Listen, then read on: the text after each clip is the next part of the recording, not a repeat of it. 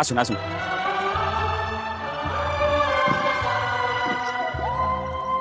আপনারা বসুন, আমি মেয়েকে নিয়ে আসছি। আয় মা, দে এখানে দে। কি হলো মা, দাঁড়িয়ে আছো? বসো। দাদা আরেকটা চেয়ার নিয়ে এসে আপনিও বসুন। না না দিদি, ঠিক আছে, আমি বসবো না। মা বস।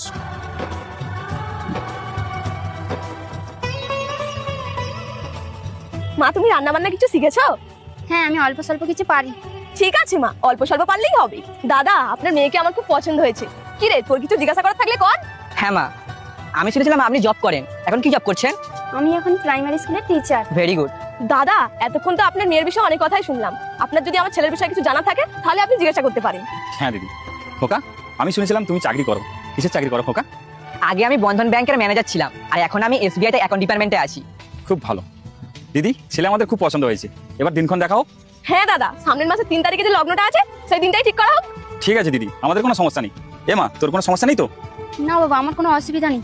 তবে আপনাদের কাছে আমার একটা শর্ত আছে। ওই শর্তটা যদি আপনারা মেনে নিতে পারেন তাহলে আমি বিয়ে করতে রাজি আছি। ঠিক আছে মা, বলো তোমার কি শর্ত? বিয়ের পরে আমি আমার স্যালারি 50% আমি আমার বাবাকে দিতে চাই। মা তুই এসব কি যাতে বলছিস? বিয়ের পরে মেয়েদের তার শ্বশুর বাড়ি সব, এটা হয় না, এটা কোনো নিয়মের মধ্যে পড়ে না। তাহলে আমি নিয়ম পাল্টাতে চাই বাবা। বাবা, মা মারা যাওয়ার পরে তুমি আমাকে কখনোই মায়ের অভাব বুঝতে দাওনি। অনেক কষ্ট করে তুমি আমাকে লেখাপড়া শিখিয়ে মানুষ করেছো, যাতে আমি চাকরি পাই সেইভাবে তুমি আমায় যোগ্য বানিয়েছো। নিজে না খেয়ে ছেঁড়া জামা ছেঁড়া জুতো পরে আমাকে শুধু ভালো রাখার চেষ্টা করেছো। আমার পিছনে খরচা করতে করতে তুমি তোমার সব স্বপ্ন বিসর্জন দিয়েছো, এমনকি ঘর বাড়িটাও ঠিক করে উঠতে পারো না। এখনো তোমার মাথার উপরে অনেক দেনা পড়ে আছে, সেটা আমি জানি বাবা। আর আমি তোমাকে কষ্ট দিতে চাই না বাবা।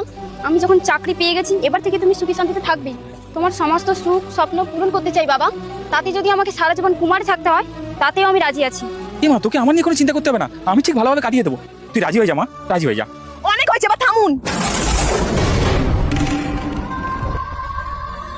ভগবানের কাছে আমি অনেক কৃতজ্ঞ থাকবো যে তোমার মতো একজন মেয়েকে আমি আমার বৌমা হিসেবে পাবো। যে মেয়ে তার বাবা মার প্রতি এত শ্রদ্ধা ভক্তি, তার পরিবারের ওপরে এত দয়া মায়া, সেই মেয়ে যদি আমাদের পরিবারে আসে তাহলে সে আমাদেরকেও শ্রদ্ধা ভক্তি দিয়ে যত্নে রাখবে, এটা আমার বিশ্বাস। আমরা তোমার শর্তে রাজি আছি মা। দাদা একটু সরুন তো। তুমি যে আমার বাড়ির বৌমা হবে সেটা ভেবে আমি খুব আনন্দ পাচ্ছি। এসো মা।